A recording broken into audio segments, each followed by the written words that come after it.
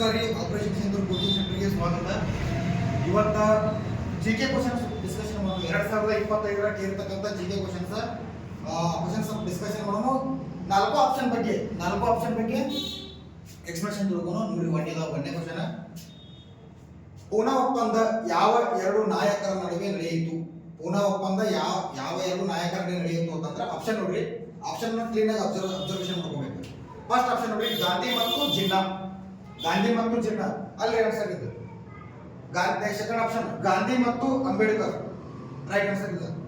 ಗಾಂಧಿ ಮತ್ತು ಅಂಬೇಡ್ಕರ್ ಮಧ್ಯೆ ಪೂನಾ ಒಪ್ಪಂದ ನಡೆದಿದೆ. ಇನ್ನೊಂದು ಏನ್ ತಿಳ್ಕೊಬೇಕಂದ್ರೆ, ಪೂನಾ ಒಪ್ಪಂದ ಯಾವಾಗ ನಡೀತು ಅಂತ ಕೇಳಬಹುದು ನಾಳೆ ಎಕ್ಸಾಮ್ದಾಗ. ರಿಪಿಟೇಷನ್ ಆಗ್ತಾವ ಅಂತ ಅಂತಾರ. ರಿಪಿಟೇಷನ್ ಇದೇ ಕ್ವಶನ್ ರಿಪಿಟೇಷನ್ ಆಗಂಗಿಲ್ಲ. ಇದಕ್ಕೆ ಸಂಬಂಧಪಟ್ಟಿದ ರಿಪಿಟೇಷನ್ ಆಗೈತಿ. ಈ ಸಂಬಂಧಪಟ್ಟಿದಪ್ಪ ಇನ್ನೊಂದು ಏನ್ ಕೇಳ್ಬೋದು, ಯಾವಾಗ ನಡೀತು, ಯಾವ ಇಯರ್ ನಡೀತು ಅಂದ್ರೆ 1932ರಾಗ ಗಾಂಧಿ ಮತ್ತು ಅಂಬೇಡ್ಕರ್ ಅವರ ಮಧ್ಯೆ ಪೂನಾ ಒಪ್ಪಂದ ಆಗಿದೆ 1932ರಾಗ. ಓಕೆ, ನೆಕ್ಸ್ಟ್ ಕ್ವಶನ್ ನೋಡ್ರಿ. ಭಾರತದಲ್ಲಿ ಹಸಿರು ಕ್ರಾಂತಿಯ ಪಿತಾಮಹ ಎಂದು ಯಾರನ್ನು ಕರೆಯುತ್ತಾರೆ? ಭಾರತದಲ್ಲಿ ಹಸಿರು ಕ್ರಾಂತಿಯ ಪಿತಾಮಹ ಯಾರನ್ನು ಕರೀತಾರೆ? ಆಪ್ಷನ್ ನೋಡ್ರಿ. ಒಂದನೇದು Norman Borlaug. Option 2 MS Swaminathan. Option 3 Varghese Kurien. Option 4 Nehru. Answer ಯಾವ್ದ್ರಿ? MS ಸ್ವಾಮಿನಾಥನ್ ಅವರು ಭಾರತದ ಹಸಿರು ಕ್ರಾಂತಿಯ ಪಿತಾಮಹ. MS ಸ್ವಾಮಿನಾಥನ್. ಬಟ್ ಇಲ್ಲಿ ಏನ್ ಅಂತಂದ್ರೆ ನಾರ್ಮನ್ ಬೋರ್ಲಾಗ್ ಅಂತಾರಲ್ಲ, ಇವ್ರದ್ದು ಇಂಪಾರ್ಟೆಂಟ್ ಆಗೈತಿ. ನಾರ್ಮನ್ ಬೋರ್ಲಾಗ್ ಅವರು ವಿಶ್ವದ ಹಸಿರು ಕ್ರಾಂತಿಯ ಪಿತಾಮಹ. Norman Borlaug.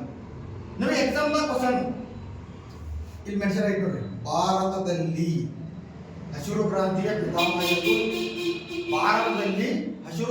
ಪಿತಾಮಹ ಎಂದು ಕೊಟ್ಟಾರೆ. ಭಾರತದಲ್ಲಿ ಈ ಭಾರತದಲ್ಲಿ ಮೆನ್ಷನ್ ಮಾಡಿರಂದ್ರ MS ಸ್ವಾಮಿನಾಥನ್ ಆಪ್ಷನ್ ಹಾಕ್ಬೇಕು. ಸಪೋಸ್ ಈ ಭಾರತದಲ್ಲಿ ಇರಲಿಲ್ಲ ತಿಳ್ಕೊ. ಜಸ್ಟ್ ಬರೀ ಹಸಿರು ಕ್ರಾಂತಿಯ ಪಿತಾಮಹ ಎಂದು ಯಾರನ್ನು ಕರೆಯುತ್ತಾರೆ ಅಂತಿತ್ತು. ಭಾರತದಲ್ಲಿ ಇದ್ದಿಲ್ಲ, ಬರೀ ಜಸ್ಟ್ ಹಸಿರು ಕ್ರಾಂತಿಯ ಪಿತಾಮಹ ಎಂದು ಯಾರನ್ನು ಕರೆಯುತ್ತಾರೆ ಅಂತಂದ್ರೆ ಅವಾಗ ಆನ್ಸರ್ ಹೋಗ್ತೈತಿ ನಾರ್ಮನ್ ಬೋರ್ಲಾಗ್. ಮೆನ್ಷನ್ ಮಾಡಿರ್ಬೇಕು ಅವ್ರು ಭಾರತದಲ್ಲಿ ಅಥವಾ ಭಾರತದ ಅಂತಂದ್ರೆ MS ಸ್ವಾಮಿನಾಥನ್. ಜಸ್ಟ್ ಬರೀ ಹಸಿರು ಕ್ರಾಂತಿಯ ಪಿತಾಮಹ ಅಂತ ಕೇಳಿದ್ರು ನಾರ್ಮನ್ ಬೋರ್ಲಾಗ್. ಇಲ್ಲ ಅಂತಂದ್ರೆ ನಮ್ಗೇನಾಗತ್ತೆ, ವಿಶ್ವದ ಹಸಿರು ಕ್ರಾಂತಿಯ ಪಿತಾಮಹ ಕೊಟ್ಟರು ನಾರ್ಮನ್ ಬೋರ್ಲಾಗ್. ಓಕೆ, ನೆಕ್ಸ್ಟ್, ಭಾರತದ ಸಂವಿಧಾನದ ಯಾವ ಅನುಚ್ಛೇದಗಳ ಅಡಿಯಲ್ಲಿ ಮೂಲಭೂತ ಹಕ್ಕುಗಳನ್ನು ಪ್ರತಿಪಾದಿಸಲಾಗಿದೆ? ಮೂಲಭೂತ ಹಕ್ಕುಗಳು ಸಂವಿಧಾನದ ಯಾವ ವಿಧಿ ಒಳಗದವು ಅಂತ ಕೇಳ್ತಾರೆ. ಆಪ್ಷನ್ ನೋಡ್ರಿ. 14ರಿಂದ 24 ಅಲ್ಲ. ಸೆಕೆಂಡ್ ಆಪ್ಷನ್ 12ರಿಂದ 35. ಮೂರನೇ ಆಪ್ಷನ್ ನೋಡ್ರಿ 10ರಿಂದ 32. ನಾಲ್ಕನೇ ಆಪ್ಷನ್ 14ರಿಂದ 35. ಆನ್ಸರ್ ಯಾವ್ದಾಗೈತ್ರಿ? 12ರಿಂದ 35. ಇದು ಯಾವ ಮೂಲಭೂತ ಹಕ್ಕುಗಳು ಯಾವ ವಿಧಿಯಿಂದ ಯಾವ ವಿಧಿ ಮಟ್ಟ ಅದಾವು? 12ನೇ ವಿಧಿಯಿಂದ 35ನೇ ವಿಧಿ ಮಟ್ಟ ಮೂಲಭೂತ ಹಕ್ಕುಗಳು ಅದಾವು. ಇದ್ರ ಬಗ್ಗೆ ಇನ್ನೊಂದು ಏನ್ ಕೇಳಬಹುದು, ಈ ಮೂಲಭೂತ ಹಕ್ಕುಗಳ ಬಗ್ಗೆ ತಕ್ಕಂತ ಕ್ವಶನ್ ಬರುತ್ತೆ. SSC GD ಆಗ್ಬೋದು, ಯಾವುದೇ ಒಂದು ಕಾಂಪಿಟೇಟಿವ್ ಎಕ್ಸಾಮ್ ಹೋಗ್ಬೋದು. ಏನ್ ಮಾಡ್ಬೋದು ಅಂತಂದ್ರೆ, ಈಗ ಅವ್ರು ಏನ್ ಕೇಳ್ಯಾರ, ಅನುಚ್ಛೇದ ಕೇಳ್ಯಾರ ಅಂದ್ರೆ ಯಾವ ವಿಧಿ ಅಂತ ಕೇಳ್ಯಾರ. ಈಗ ಯಾವ್ದು ಭಾಗ ಅಂತ ಕೇಳ್ಬೋದು. ಭಾಗ ಯಾವ್ದು ಬರತ್ರಿ? ಮೂರನೇ ಭಾಗ. ಯಾವುದು? ಈ ಮೂಲಭೂತ ಹಕ್ಕುಗಳು ಮೂರನೇ ಭಾಗದಾಗ ಬರ್ತವೆ. ನೆಕ್ಸ್ಟ್ ಈಗ ಯಾವ್ದು ಮೂರನೇ ಭಾಗ ಬರ್ತದೆ. ನೆಕ್ಸ್ಟ್ ಈಗ ಭಾಗ 2 ಏನಾಗುತ್ತೆ ಇದು ತಿಳ್ಕೋಬೇಕು.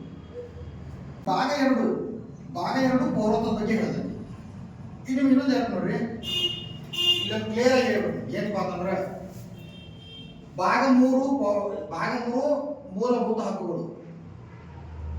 ಓಕೆ, ಈ ವಿಧಿ ಯಾವಪ್ಪ ಅಂದ್ರೆ 12ರಿಂದ 35. ನೆಕ್ಸ್ಟ್ ಭಾಗ 3 ಅಂತ. ಇನ್ನು ಭಾಗ 4 ಯಾವ ಬರೋದು? ಭಾಗ 4 ರಾಜ್ಯ ನಿರ್ದೇಶಕ ತತ್ವಗಳು.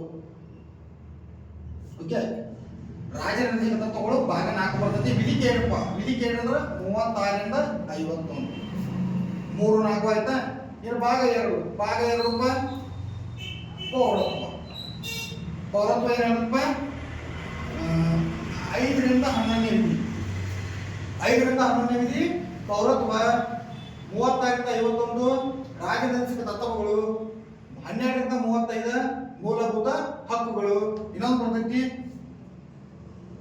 ಭಾಗ 4A. ಎಲ್ಲಿ ಮುಗಿತು? 4 ಅಂದ್ರೆ 4A. 4A ಏನ್ ಹೇಳುತ್ತೆ ಅಂದ್ರೆ ಮೂಲಭೂತ ಕರ್ತವ್ಯಗಳು. ಮೂಲಭೂತ ಕರ್ತವ್ಯಗಳು ಭಾಗ 4A ಒಳಗೈತಿ. ನೀವು ವಿಧಿ ಕೇಳಿದ್ರೆ 51A. 51A ವಿಧಿ ಒಳಗ ಮೂಲಭೂತ ಕರ್ತವ್ಯಗಳು ಅದಾವ. ಇನ್ನೊಂದು ಈಗ 2, 3, 4 ಮತ್ತು 4A ಅಂತ. ಈಗ ಇನ್ನೊಂದು ಭಾಗ 1 ಒಕ್ಕೂಟದ ಬಗ್ಗೆ ಹೇಳ್ತೀವಿ. ಒಕ್ಕೂಟ ಇದ್ರ ಭಾಗ 1 ಒಕ್ಕೂಟದ ಬಗ್ಗೆ ಹೇಳ್ತಿ. ಇದ್ರದ್ದು ಏನಾದ್ರು ವಿಧಿ ಕೇಳಿರಪ್ಪ. ವಿಧಿ ಕೇಳಿದ್ರೆ 1 ರಿಂದ 4 ನೋಡ್ರಿ. 1 ರಿಂದ 4 ಆಮೇಲೆ 1 ರಿಂದ 4 ಮುಗಿತಾ. ನೆಕ್ಸ್ಟ್ 5 ರಿಂದ 11, ನೆಕ್ಸ್ಟ್ 12 ರಿಂದ 35, ನೆಕ್ಸ್ಟ್ 36 ರಿಂದ 51, ನೆಕ್ಸ್ಟ್ 51A. ಈ ತರ ಒಂದೊಂದಕ್ಕೆ ಹೋಗ್ಬೇಕು. ಭಾಗ 1 ಒಕ್ಕೂಟ 1 ರಿಂದ 4. ಭಾಗ 1 ಒಕ್ಕೂಟ 1 ರಿಂದ 4. ಭಾಗ 2 5 ರಿಂದ 11, 5 ರಿಂದ 11 ಪೌರತ್ವ ಹೇಳ್ತೈತಿ. ಭಾಗ 3 ಮೂಲಭೂತ ಹಕ್ಕುಗಳು 12 ರಿಂದ 35. ಭಾಗ 4 ರಾಜ್ಯ ನಿರ್ದೇಶಕ ತತ್ವಗಳು. ಭಾಗ 4 ಏನಾಗುತ್ತೆ ರಾಜ್ಯ ನಿರ್ದೇಶಕ ತತ್ವಗಳು 36 ರಿಂದ 51. ನೆಕ್ಸ್ಟ್ ಏನಪ್ಪ ಅಂತಂದ್ರೆ ಭಾಗ 4A ಮೂಲಭೂತ ಕರ್ತವ್ಯಗಳು 51A ವಿಧಿಗಳು. ಇಷ್ಟು ಕ್ಲಿಯರ್. ಈ ರೀತಿ ನಾವು ಏನು ಮಾಡಬೇಕು, ಪೂರ 360 ಲೆವೆಲ್ ನಾವು ಪ್ರಿಪರೇಷನ್ ಆಗಬೇಕು. ಅಂದ್ರೆ ನಮ್ದು ಎಕ್ಸಾಮ್ ಕ್ಲಿಯರ್ ಆಗ್ತೈತಿ. ನಾವು ಈ ಕ್ವಶನ್ ನೋಡ್ಕೊಳ್ಳೋದು, ಅದನ್ನ ಆಪ್ಷನ್ ನೋಡ್ಕೊಳ್ಳೋದು, ಆನ್ಸರ್ ನೋಡ್ಕೊಳ್ಳೋದು, ಮುಂದೆ ಹೋಗೋದು ಆ ಥರ ಮಾಡ್ರೆ ಎಕ್ಸಾಮ್ ಪಾಸ್ ಏನಿಲ್ಲ. ಯಾಕಂದ್ರೆ ಈ ಸಲ ಇದನ್ನ ಕೇಳಪ್ಪ ಅಂತ ನೆಕ್ಸ್ಟ್ ಎಕ್ಸಾಮ್ದಾಗ ಬೇರೆ ಕೇಳ್ಬೋದು. ಅದಕ್ಕೆ ಸಂಬಂಧಪಟ್ಟಿದ್ರೆ ಇನ್ನು ಮುಂದೆ ಕೇಳ್ತಾನೆ. ಅದ್ರ ಸಂಬಂಧ ನಾವು ನೋಡ್ಬೇಕು, ಎಲ್ಲಾ ಥರ ನೋಡ್ಬೇಕು. ನೆಕ್ಸ್ಟ್ ನೋಡಿ ಕ್ವಶನ್. ಕೆಳಗಿನ ಯಾವ ನೃತ್ಯ ಪ್ರಕಾರಗಳು ಉತ್ತರ ಭಾರತಕ್ಕೆ ಸಂಬಂಧಿಸಿದೆ? ಉತ್ತರ ಭಾರತಕ್ಕೆ ಸಂಬಂಧಿಸಿದೆ. ನಮ್ಮದು ಯಾವುದು? ದಕ್ಷಿಣ ಭಾರತ. ಅದು ಅವ್ರು ಕೇಳಿದ್ದು ಉತ್ತರ ಭಾರತಕ್ಕೆ ಸಂಬಂಧಿಸಿದೆ. ಈಜಿ ಕ್ವಶನ್ ನೋಡ್ರಿ. ಕಥಕ್ ಇದು answer. Kathak option 1 right answer. Kathak ಏನಪ್ಪ ಉತ್ತರ ಭಾರತಕ್ಕೆ ಸಂಬಂಧಿಸಿದೆ. ಈ ಮೋಹಿನಿಯಾಟ್ಟಂ ಆಗ್ಬೋದು, ಕೂಚಿಪುಡಿ ಆಗ್ಬೋದು, ಕಥಕ್ಕಳಿ ಆಗ್ಬೋದು, ಇವು 3 ದಕ್ಷಿಣ ಭಾರತಕ್ಕೆ ಸಂಬಂಧಿಸಿದವು. ದಕ್ಷಿಣ ಭಾರತಕ್ಕೆ ಸಂಬಂಧಿಸಿದ್ದು ಅದಾವು. ಈಗ ಈ ಕಥಕ್ ಅನ್ನೋದು ಉತ್ತರ ಭಾರತಕ್ಕಿಂತನೂ ಉತ್ತರ ಪ್ರದೇಶದ ಮೇನ್ಲಿ UP ಉತ್ತರ ಪ್ರದೇಶದವರು. ಈ ಮೋಹಿನಿಯಾಟ್ಟಂ ಇದು ಕೇರಳದ. ಓಕೆ. ಇನ್ನು ಕೂಚಿಪುಡಿ ಇದು ಆಂಧ್ರ ಪ್ರದೇಶ ಅಥವಾ ತೆಲಂಗಾಣ. ಆಂಧ್ರ ಪ್ರದೇಶ ಅಥವಾ ತೆಲಂಗಾಣದವ್ರದ್ದು. ನೆಕ್ಸ್ಟ್ ಕಥಕ್ಕಳಿ ಇದು ಕೇರಳ. ಓಕೆ ನೋಡಿ, ಕೇರಳ, ಆಂಧ್ರ ಪ್ರದೇಶ, ತೆಲಂಗಾಣ ಆಗ್ಬೋದು, ಇದು ಕೇರಳ. ಓಕೆ, ಇವೆಲ್ಲ ದಕ್ಷಿಣ ಭಾರತದಾಗ ಅದಾವ. ಉತ್ತರ ಭಾರತ ಯಾವ್ದೈತಿ? UP ಇದು ಉತ್ತರ ಭಾರತಕ್ಕೆ ಸಂಬಂಧಿಸಿದ್ದು. ಓಕೆ, ಈ ರೀತಿ ನಾವು ಸ್ಟಡಿ ಮಾಡಬೇಕು. ನೆಕ್ಸ್ಟ್ ಕ್ವಶನ್ ನೋಡಿ. ಚುನಾವಣಾ ಆಯುಕ್ತರ ಅಧಿಕಾರಾವಧಿ ಅಂತ ಕೇಳಿದರು. ಕನ್ಫ್ಯೂಷನ್ ಮಾಡ್ಕೋಬೇಡ್ರಿ. ಇಲ್ಲಿ 5 ವರ್ಷ ಒಂದಿರ್ತೈತಿ, 6 ವರ್ಷ ಒಂದಿರ್ತೈತಿ. ಇದ್ರ ಮಧ್ಯೆ ಕನ್ಫ್ಯೂಷನ್ ಭಾಳ ಆಗ್ತಾವ. ಓಕೆ, ಅದ್ರ ಬಗ್ಗೆ ಸ್ವಲ್ಪ ನೋಡ್ರಿ. ಚುನಾವಣಾ ಆಯುಕ್ತರ ಅಧಿಕಾರಾವಧಿ ಯಾವಾಗಲೂ 6 ವರ್ಷ ಇರ್ತದೆ. ಚುನಾವಣಾ ಆಯೋಗದ ಆಯುಕ್ತರ ಅಧಿಕಾರಾವಧಿ 6 ವರ್ಷ, 5 ವರ್ಷ ಇರಂಗಿಲ್ಲ. ಇದು ಲೋಕಸಭಾ ಸದಸ್ಯರು ಅಥವಾ ವಿಧಾನಸಭಾ ಸದಸ್ಯರು, ಲೋಕಸಭಾ ಸದಸ್ಯರು ಎಷ್ಟಪ್ಪ? ಅವ್ರು 5 ವರ್ಷ ಇರ್ತದೆ. ಹೌದಾ? 6 ವರ್ಷ ಏನಿರ್ತೈತಿ ಅಂತಂದ್ರೆ 6 ವರ್ಷದವರು ರಾಜ್ಯಸಭಾ ಸದಸ್ಯರು ಮತ್ತು ವಿಧಾನ ಪರಿಷತ್. ರಾಜ್ಯಸಭಾ ಸದಸ್ಯರು ಮತ್ತು ವಿಧಾನ ಪರಿಷತ್ ಸದಸ್ಯರು ಮತ್ತು ಚುನಾವಣಾ ಆಯೋಗದ ಆಯುಕ್ತರು, ಇವ್ರದ್ದೆಲ್ಲರೂ 6 ವರ್ಷ ಇರ್ತೈತಿ. 5 ವರ್ಷ ಆಗಿರ್ತಂದ್ರೆ ಲೋಕಸಭಾ ಸದಸ್ಯರು ಮತ್ತು ವಿಧಾನಸಭಾ ಸದಸ್ಯರು. ಫಾರ್ ಎಕ್ಸಾಂಪಲ್ MP ಮತ್ತು MLAಗಳು 5 ವರ್ಷ ಇರ್ತೈತಿ. ಚುನಾವಣಾ ಆಯುಕ್ತರದು ಮತ್ತು ರಾಜ್ಯಸಭಾ ಸದಸ್ಯರದು ಮತ್ತು ವಿಧಾನ ಪರಿಷತ್ ಸದಸ್ಯರು, ಇವರು ವಿಧಾನ ಪರಿಷತ್ ಸ್ಟೇಟ್ ನಾಗ ಇರ್ತಾರೋ. ರಾಜ್ಯಸಭಾ ಸದಸ್ಯರು ಅಂದ್ರೆ ಸೆಂಟ್ರಲ್ ಆಗಿ ಇರ್ತಾರೆ. ಓಕೆ, ಇವ್ರದೆಲ್ಲ 6 ವರ್ಷ. ಲೋಕಸಭಾ ಮತ್ತು ವಿಧಾನಸಭಾದ 5 ವರ್ಷ. ನೆಕ್ಸ್ಟ್ ಕ್ವಶನ್ ನೋಡ್ರಿ. ಸಂಸತ್ತಿನ ಜಂಟಿ ಅಧಿವೇಶನ ಡ್ಯಾಶ್ ನಿಯಮಗಳಿಂದ ನಿಯಂತ್ರಿಸಲ್ಪಡುತ್ತದೆ. ಸಂಸತ್ತಿನ ಜಂಟಿ ಅಧಿವೇಶನ ಅಂದ್ರೆ ಯಾರು ಒಂದು ಅಂಡರ್ದಾಗ ನಿಯಂತ್ರಣದಾಗ ಇರ್ತದೆ ಅಂತ ಹೇಳ್ತಾರೋ. ಯಾರು ನಿಯಂತ್ರಣದಾಗ ಇರುತ್ತೆ? ಜಂಟಿ ಅಧಿವೇಶನ ಯಾವಾಗಲೂ ಲೋಕಸಭೆಯ ನಿಯಂತ್ರಣದಾಗ ಇರುತ್ತೆ. ಜಂಟಿ ಅಧಿವೇಶನ ಯಾವಾಗಲೂ ಲೋಕಸಭೆಯ ನಿಯಂತ್ರಣದಾಗ ಇರುತ್ತೆ. ಲೋಕಸಭೆಯ ನಿಯಂತ್ರಣ ಅಂತ ಯಾವ ರೀತಿ ಹೇಳ್ಬೋದು ಅಂದ್ರೆ ಏನಿಲ್ರಿ, ಈ ಜಂಟಿ ಅಧಿವೇಶನದ ಅಧ್ಯಕ್ಷತೆ ವಹಿಸೋರನ್ನ ಲೋಕಸಭಾ ಲೋಕಸಭೆಯ ಅಧ್ಯಕ್ಷರು. ಲೋಕಸಭಾ ಅಧ್ಯಕ್ಷರನ್ನ ಈ ಜಂಟಿ ಅಧಿವೇಶನದ ಅಧ್ಯಕ್ಷತೆಯನ್ನು ವಹಿಸ್ಕೊಳ್ತಾರೆ.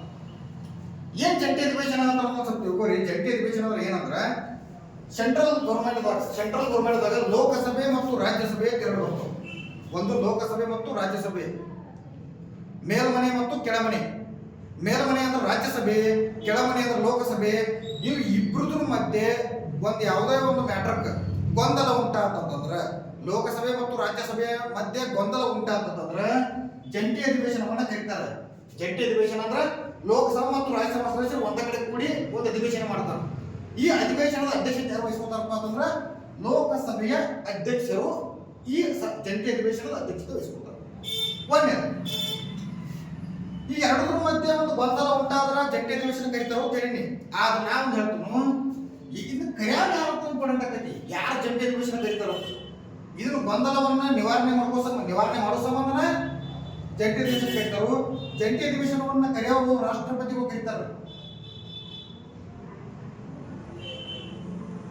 ಈ ರಾಷ್ಟ್ರಪತಿಗಳು ಜಂಟಿ ಅಧಿವೇಶನವನ್ನ ಕರೀತಾರೆ. ಎದಕ್ಕೆ ಕರೀತಾರೋ? ಲೋಕಸಭೆ ಮತ್ತು ರಾಜ್ಯಸಭೆಯ ಮಧ್ಯೆ ಗೊಂದಲ ಉಂಟಾದಲ್ಲಿ ರಾಷ್ಟ್ರಪತಿಗಳು 108ನೇ ವಿಧಿಯ ಪ್ರಕಾರ, ಇದು ವೆರಿ ಇಂಪಾರ್ಟೆಂಟ್, ಎಕ್ಸಾಮ್ದಾಗ ಇದನ್ನ ಕೇಳ್ತಾರೆ.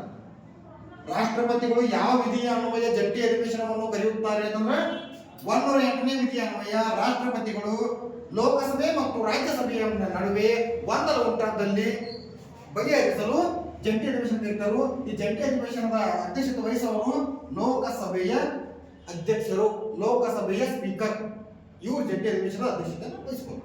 ಓಕೆ, ಇದೇ ರೀತಿ ಕ್ಲಾಸ್ ಮಾಡ್ತಿರ್ತಾನೋ. ಚಾನಲ್ ಸಬ್ಸ್ಕ್ರೈಬ್ ಮಾಡ್ರಿ. ಆಮೇಲೆ ಆಗಲೇ ಒಂದು ವರ್ಕ್ ಕೊಟ್ಟಿನಿ, ಅದನ್ನು ಕಮೆಂಟ್ ಮಾಡ್ರಿ.